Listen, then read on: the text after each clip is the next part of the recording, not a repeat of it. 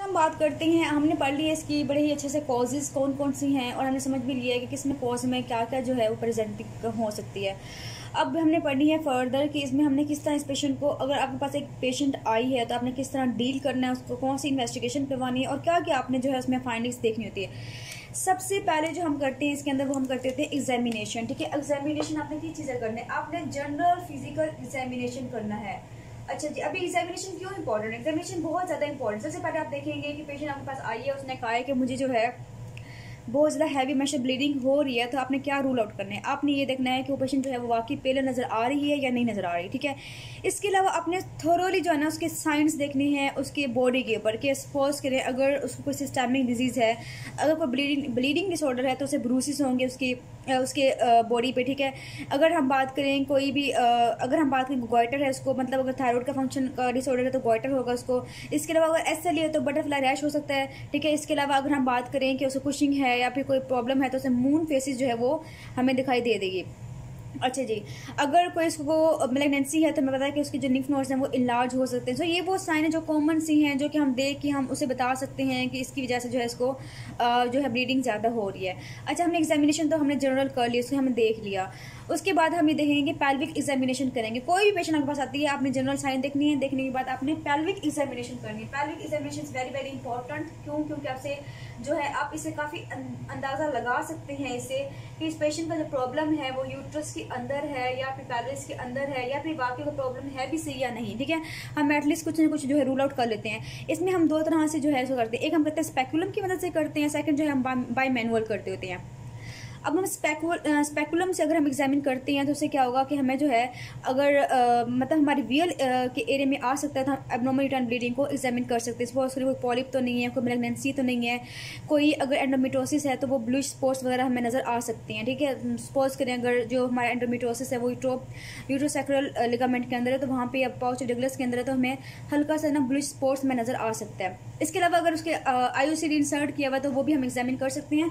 तो हमने पर स्पेकुलम जो है हमने ये सब कुछ एग्जामिन कर लिया। सेकंड मैंने बताया आपको कि इसके अंदर जो है हम करते थे बाय मैनुअल एग्जामिनेशन करते होते हैं, हम दोनों हाथों से जो है एग्जामिन करते होते हैं। इसमें हमने क्या करना है कि हमने पेल्विक पैथोलॉजी को रूल आउट करते होते हैं।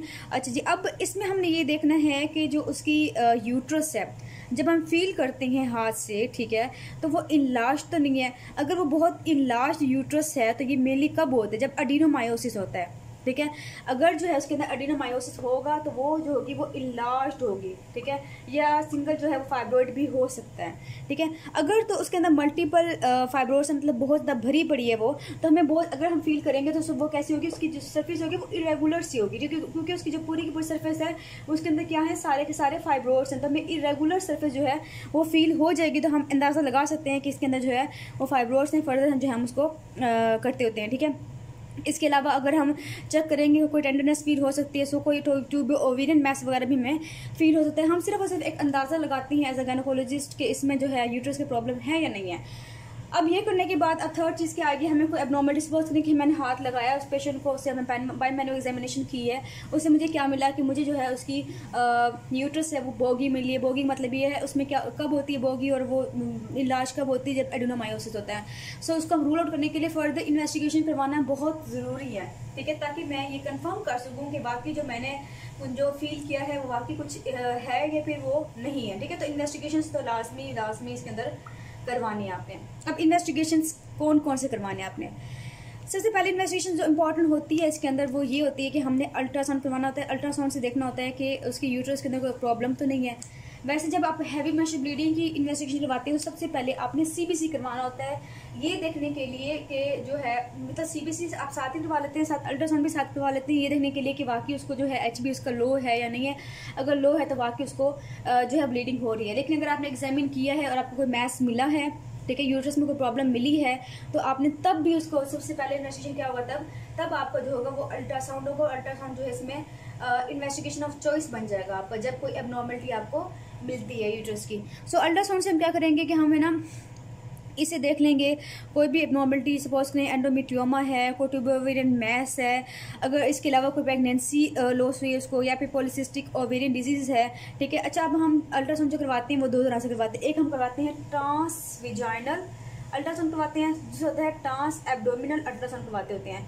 अच्छा, इन दोनों में अगर हम बात करें, आपके एमसीक्यूज में आता है कि हमने जो है यूट्रस को एब्नॉर्मल सपोज करें कुछ भी है, कोई फेब्रॉइड है, कोई ट्यूब ओवेरियन मैस है, नहीं इसको कोई फेब्रॉइड है, ठीक है, यूट्रस का जो मेनली प्रॉब्लम होता है, तो अगर उसको हमने पिक करना है तो आपका जो है मेनली कौन सा इन्वेस्टिगेशन ऑफ चॉइस होगा, तो हमारा ट्रांसविजाइनल जो है ये इन्वेस्टिगेशन ऑफ चॉइस बनेगा, ये हमारा जो है प्रेफरेंस में आएगा। क्यों? क्योंकि हमारे जो यूट्रस की प्रॉब्लम होते हैं वो ट्रांसविजाइनल बड़े ही अच्छे से जो है वो मैं एग्जामिन कर सकती हैं, हम उसे मालूम कर सकती है। तो ये हमारा जो है वो अल्ट्रासाउंड बहुत इंपॉर्टेंट होता है, और कौन सा करवाते हैं हम, ट्रांसविजाइनल करवाते होते हैं। अल्ट्रासाउंड के बाद अब क्या आएगा, अल्ट्रासाउंड के बाद हमारा आएगा डायलेटेशन एंड करेटिज। आपने अल्ट्रासाउंड करवाया, अल्ट्रासाउंड पे क्या हुआ कि कोई एब्नॉर्मलिटी मिली है, मतलब यूट्रस के अंदर कोई प्रॉब्लम हमें मिली है, सपोज करें कि आपको कोई ऐसे कोई पॉलिप मिल गया है या फिर कोई आपको मेलिग्नेंसी के चांसेस मिल गए, सपोज करें, ठीक है, तो हमारे यहाँ पे है ना क्या करवाते हैं कि डायलेटेशन करवाते हैं और क्यूरेटिज करवाते हैं। अच्छा, डायलेटेशन एंड करेटिज जो है हम कब करवाएंगे, इसमें इंडिकेशन आपने याद रखना लाजमी है, क्योंकि अगर आपके पास कोई पेशेंट आती है आप फटाफट से उसकी जो है वो डायलेटेशन करेटिज कर दें तो ये सही नहीं है, क्योंकि करेटिज के बहुत ज़्यादा नुकसान हैं। हम फर्दर पढ़ेंगे कि इसमें एशरमैन सिंड्रोम हो जाता है एक, ठीक है, वो एक प्रॉब्लम होता है, इसकी कॉम्प्लिकेशन होती है, सो हम इसे अवॉइड कर देते हैं। आपने ये बात याद रखनी है कि अगर 20 ईयर्स से लेस आपके पास वूमन आई है, ठीक है, तो उसमें आपने ये नहीं करवाना। 20 to 40 ईयर्स में जो है वो आपने करवाना है, लेकिन कब करवाना है, जब आपको सस्पेक्ट हो कि एंडोमेट्रियल का हाइपरप्लेजिया हो गया है या फिर इस पेशेंट को जो है वो टीबी है, ठीक है।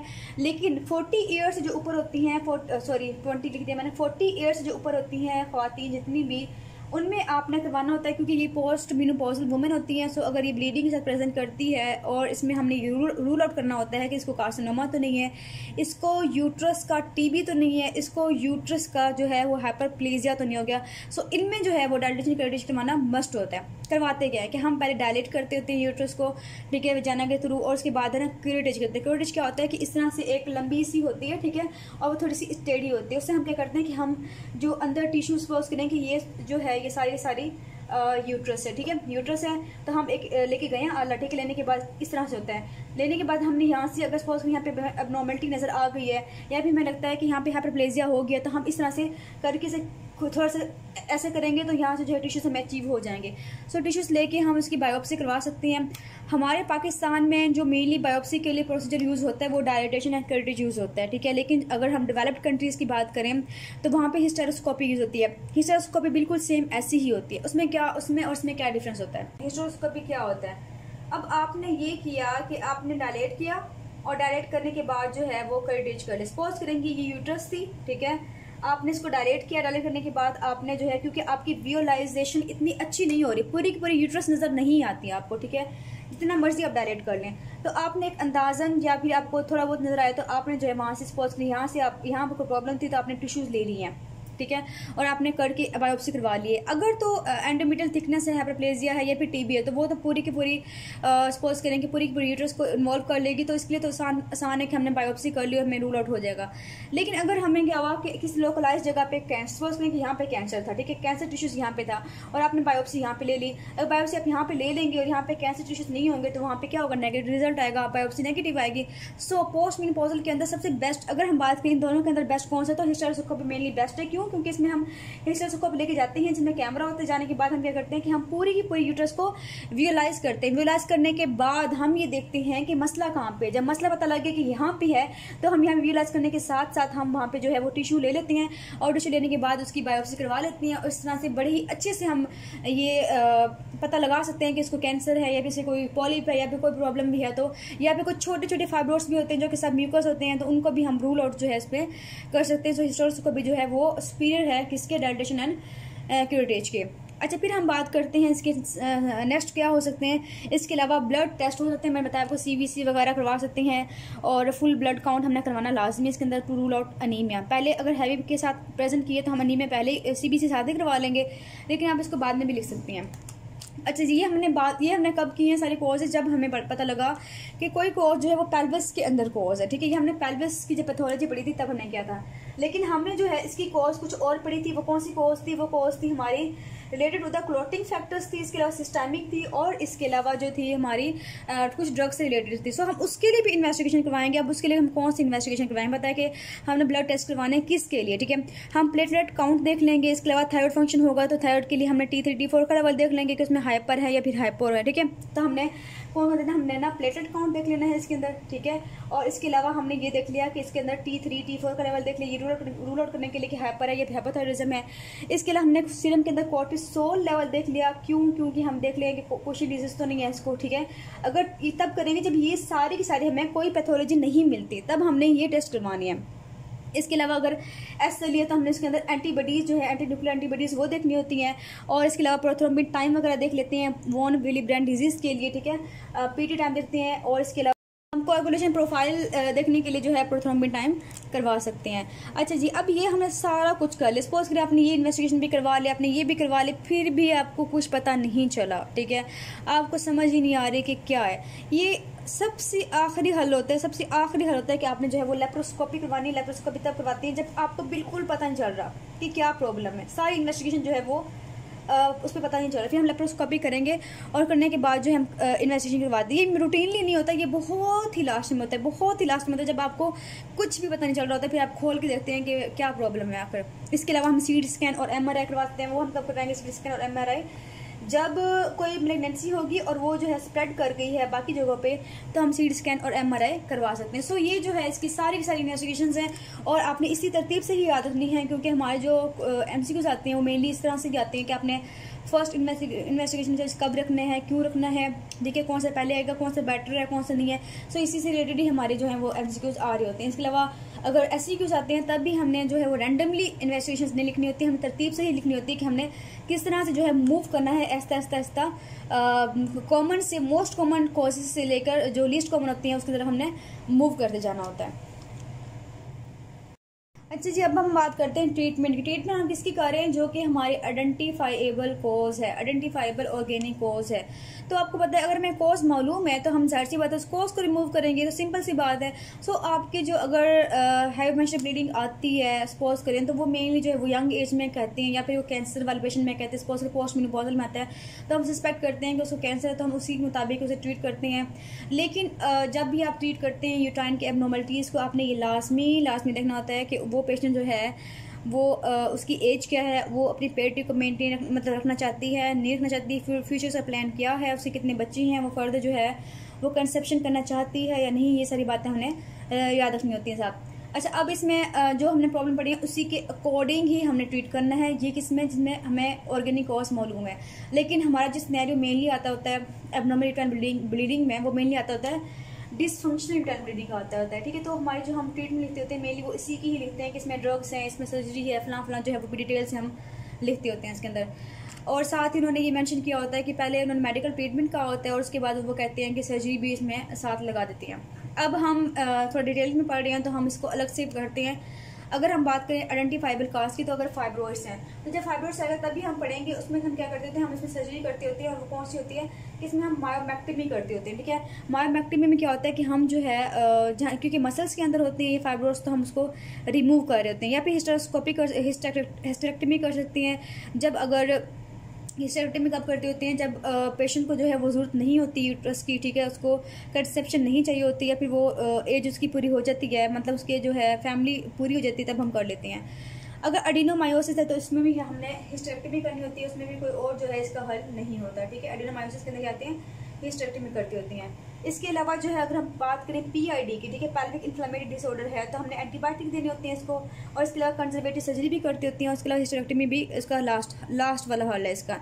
पॉलिप की बात करें तो हम पॉलिपेक्टमी कर देंगे। ये हम फर्दर जो पढ़ेंगे टॉपिक तब भी हमने जो है इसका पढ़ना है। पॉलिप होंगे तो हम पॉलिपेक्टमी कर देंगे, ठीक है। प्रेगनेंसी अगर लॉस है और लॉस होने के बाद भी उसको ब्लीडिंग हो रही है तो हमने करना होता है इस प्रोसीजर हम कहते हैं evacuation of retained products, ERPS, evacuation of retained products of conception, ठीक है। तो हम ये जो है वो करवा लेते होते हैं। IUCD अगर है तो हम IUCD को रिमूव कर लेंगे।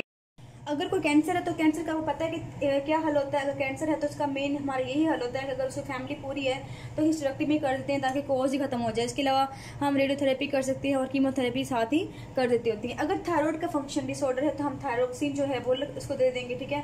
और इसके अलावा अगर हमें बात करें कि कोई भी कुशिंग डिजीज है तो हम स्टीरॉयड दे देंगे इसको। अगर इसके अलावा जो है ब्लीडिंग डिसऑर्डर है तो हम स्प्लीनेक्टमी कर सकते हैं, क्योंकि जो मेनली कॉज होती है वो स्प्लीन ही करवा रही होती है, तो स्प्लीनेक्टमी करवा सकते हैं। सो ये जो सारी हैं कॉज वो हम उसके अकॉर्डिंग ही ट्रीट करती होती हैं। इसके बाद हम पढ़ेंगे डिसफंक्शनल यूट्राइन ब्लीडिंग, जो कि सेकंड टाइप थी और ये बहुत इंपॉर्टेंट टाइप है और उसकी जो है ट्रीटमेंट जो है वो बहुत ज़्यादा इंपॉर्टेंट है। सो हम फर्दर इसको पढ़ते हैं।